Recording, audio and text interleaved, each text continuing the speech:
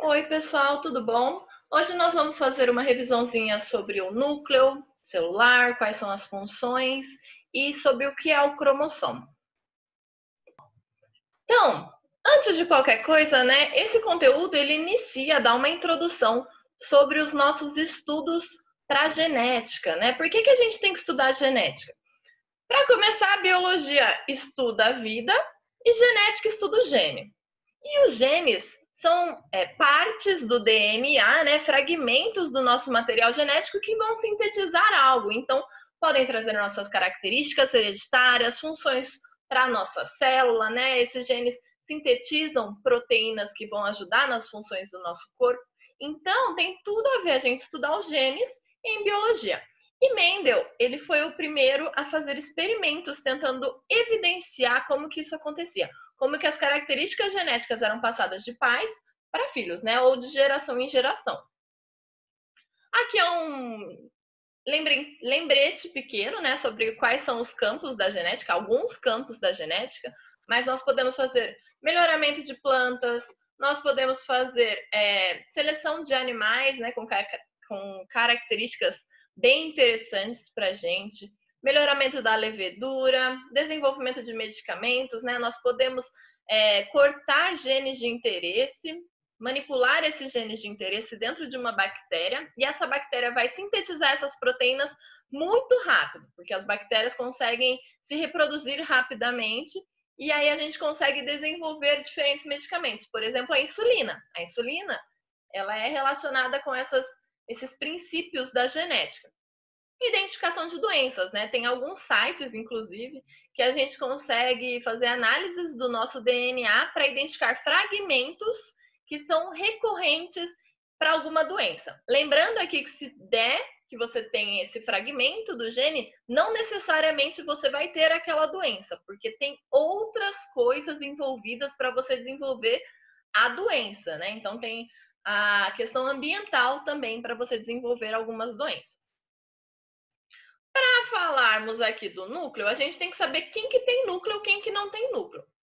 Células procariontes são as células sem núcleo. São as células que não têm o nosso material genético envolto por uma membrana nuclear. Outro nome para membrana nuclear é carioteca, ok? Então, células procariontes que nós temos nas bactérias e na arqueia, né? São células sem núcleo organizado. Células eucariontes, nós temos a célula e nós temos aqui ó, a membrana nuclear, outro nome, carioteca. Isso quer dizer que nós temos o material genético organizado aqui dentro desse núcleo, tá bom? Então, organismos eucariontes são todos menos bactéria e arqueia, de uma forma bem simples, tá bom? Eucariontes, lembra lá que eu falava no período de aula? Falava assim, eu sou organizada. Então, eucariontes, núcleo organizado. É uma frase péssima, né? Convenhamos. Mas é só uma forma de tentar lembrar que eucariontes, núcleo organizado. Quais são as funções do núcleo celular? Nós temos aqui ó, um recortezinho do núcleo, mostrando o envoltório nuclear, que também tem outro nome da carioteca, e lá dentro nós temos o material genético. As funções são controlar as atividades da célula, passar as características hereditárias de pai para filho, fazer a síntese de proteínas, por exemplo, de proteína, nós temos a insulina, nós temos hormônios, então é o DNA que traz essa informação.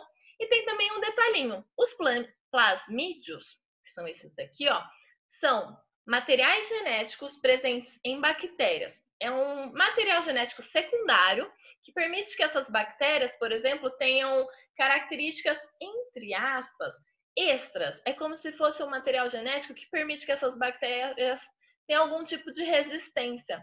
Eu cheguei a falar para vocês sobre esses plasmídios. Então, plasmídios é um material genético secundário, circular, presente em bactérias, que pode trazer uma resistência a um antibiótico, por exemplo.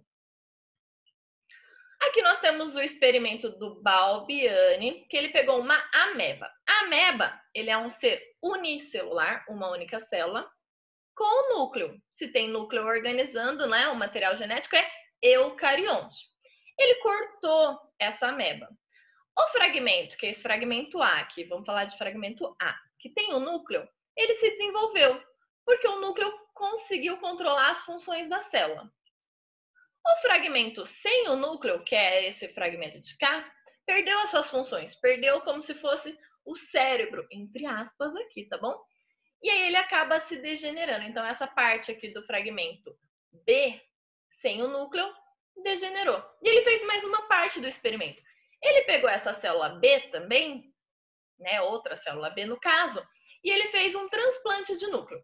Ele pegou uma outra ameba que não tinha nada a ver com a situação, cortou o núcleo dessa outra ameba e implantou aqui nessa ameba anucleada. Quando ele implantou um núcleo na ameba anucleada, ele viu que essa ameba C se desenvolveu, teve uma vida linda, foi maravilhoso, se reproduziu e deu tudo certo. Então, esse experimento ele demonstra a função do núcleo, que mantém as funções da célula. Esse outro experimento aqui é um experimento com algas unicelulares, uma única célula, e que tem núcleo, então são eucariontes. No experimento A, aqui, eles veem que essas algas têm um núcleo numa partinha que eles chamaram de pé. Quando eles cortam essa alga, a parte que tem o pé com o núcleo se desenvolve, então mantém as funções nucleares.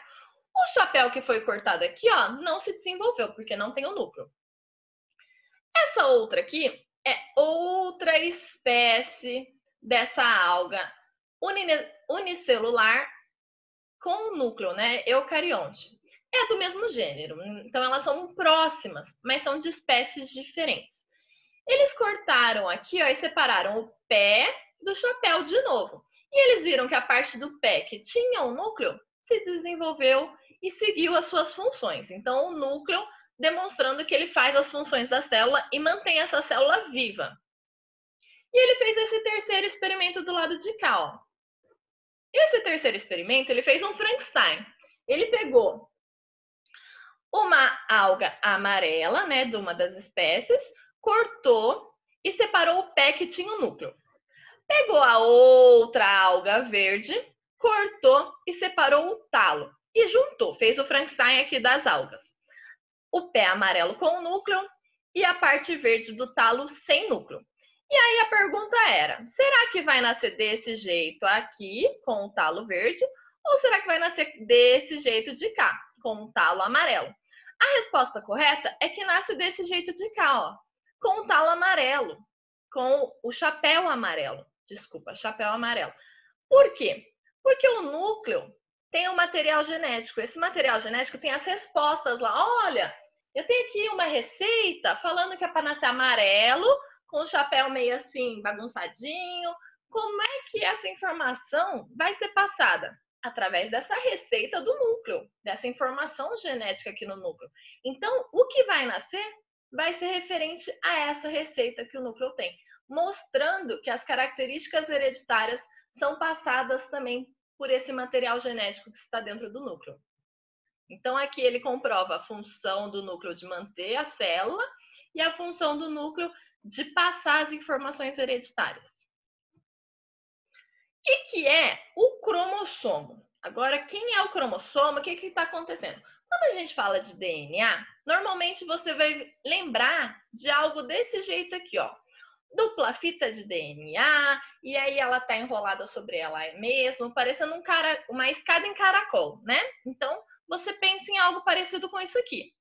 E do nada, falam para você assim, mas o que tem dentro do núcleo é a cromatina e o cromossomo. E você fica, mas da onde que veio essa cromatina e esse cromossomo? Cromatina e cromossomo nada mais é que o DNA enrolado e compactado para caber dentro da célula. Se eu conseguisse esticar uma fita de DNA, ela teria mais de 2 metros. Eu não tenho 2 metros. Como é que vai caber um negócio que tem 2 metros dentro de uma célula minha que eu não enxergo? Para caber lá dentro, tem que compactar muito pequenininha. E esse, forma de compactar é assim. O DNA ele vai se enrolar em proteínas chamadas histonas. Ele vai ficar parecendo um colar de contas aqui, ó. Essas histonas se enrolam sobre elas mesmas, então vão se enrolando, se enrolando, se enrolando, até que vai parecer um telefone com fio, Tem um telefone de fio, né?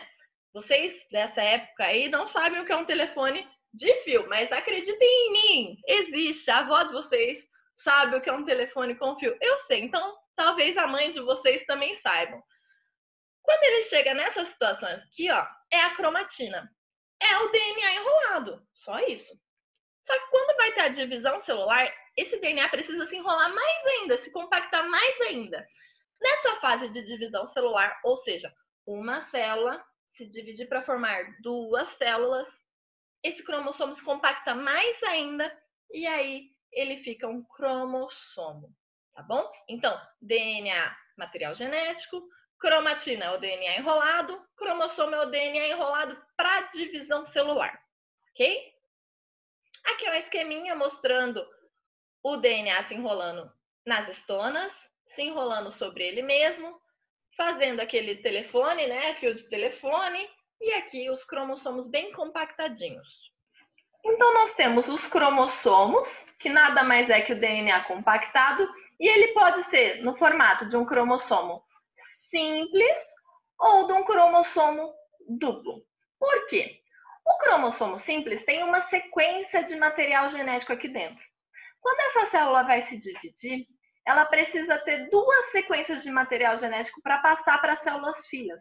Então, essa sequência ela vai se duplicar. Então, eu vou ter uma sequência de material genético do lado de cá e uma sequência exatamente igual de material genético do lado de lá. Essa duplicação ocorre antes da célula se dividir em duas. As células vão se dividir em duas para regenerar algum tecido, para o crescimento. Então, o que acontece? Eu tenho uma célula com uma sequência de material genético aqui dentro. Quando ela for se dividir em duas, ela tem que ter sequência de material genético que vem para a célula de cá, sequência de material genético que vai para a célula de lá. Para fazer isso, ela precisa, antes, duplicar o material genético. Então, todo o material genético que está aqui duplica para que uma sequência venha para essa célula filha e a outra sequência venha para outra célula filha. Por isso que posso ter esses cromossomos nesse formato de xizinho, que são duas sequências de material genético para acontecer a divisão celular. Então, os cromossomos ficam desse jeito um pouquinho antes da célula se dividir. O lado de cá tem nome, o lado de lá tem nome. São as cromátides irmãs. Esses cromossomos também têm diferentes nominhos dentro dele, né? Partinhas que estão dentro desse cromossomo. Nas pontinhas, nós temos uma coisa chamada telômero. Telômero serve para proteger o meu cromossomo. É como se fosse a pontinha do cadarço do tênis. Sabe aquela pontinha do cadarço do tênis que tem aquele plástico para proteger o cadarço? O telômero é mais ou menos a mesma coisa. Quando esse cromossomo se divide muitas vezes, esse telômero também pode se desgastar, igual o cadarço do nosso tênis. Quando descasca essa parte de proteção, o que acontece? Acaba dando algum dano nesse meu cromossomo. Então, o telômero, depois de muitas divisões celulares, também se desgasta e isso pode prejudicar o cromossomo, trazendo alguns problemas genéticos. Mas, normalmente, quando isso acontece, essa célula ela causa sua morte celular. Então, o certo é não causar danos na nossa vida. O meio do meu X tem nome também. O meio do meu cromossomo também tem nome. É o centrômero. É como se fosse a cinturinha desse X. Alguns cromossomos podem ter constrições secundárias. Essas constrições secundárias formam satélites, mas não são todos os cromossomos que têm satélite. É só um nome e uma forma de identificar cada cromossomo. Os cromossomos têm nomes de acordo com a posição do centrômero. Se o centrômero ficar no meio, metacêntrico. Se o centrômero ficar um pouquinho acima do meio, submetacêntrico. Se o centrômero ficar quase na pontinha do cromossomo, acrocêntrico. E se o centrômero estiver na ponta mesmo do cromossomo, na região do telômero, ele se chama telocêntrico. Então, nomes, né? Biólogos gostam de nomes. E também nós temos diferentes tipos de célula de acordo com quantidades de cromossomos pareados. Nós temos as células haploides e as células diploides. Células diploides também podem ter essa representação de 2N. Células haploides podem ter essa representação de N. As células haploides, elas vão ter um cromossomo de cada. Ou seja, cada cromossomo não tem um parzinho. Essas células haploides são as células das nossas células sexuais. Então, são as células dos gametas, por exemplo. Óvulo, espermatozoide, esporo, são células desse jeito aqui, ó. Tem um cromossomo de cada. Já as células diploide, ela tem parzinhos de cromossomos. Parzinhos de cromossomos. Olha esse cromossomo aqui, ó. Ele tem um parzinho dele do lado de cá. Então, ele tem um cromossomo homólogo. Olha esse cromossomo aqui, ó. Ele tem esse parzinho do lado de cá. Também tem o seu cromossomo homólogo. Então, quando tem pares de cromossomos que são gêmeos, iguais, a gente dá o nome de cromossomos homólogos e são as células diploides. Essas células diploides são todas as células que não são células sexuais. Então, a célula do tecido, né, da nossa pele, é uma célula diploide. A célula do nosso coração é uma célula diploide e assim por diante. Tá bom, amores? Era isso que eu queria falar para vocês dessa aula. E qualquer dúvida que vocês tiverem, deixe um comentário aqui, faça alguma pergunta no fórum que eu tento responder para vocês. Um beijo, se cuidem e até mais!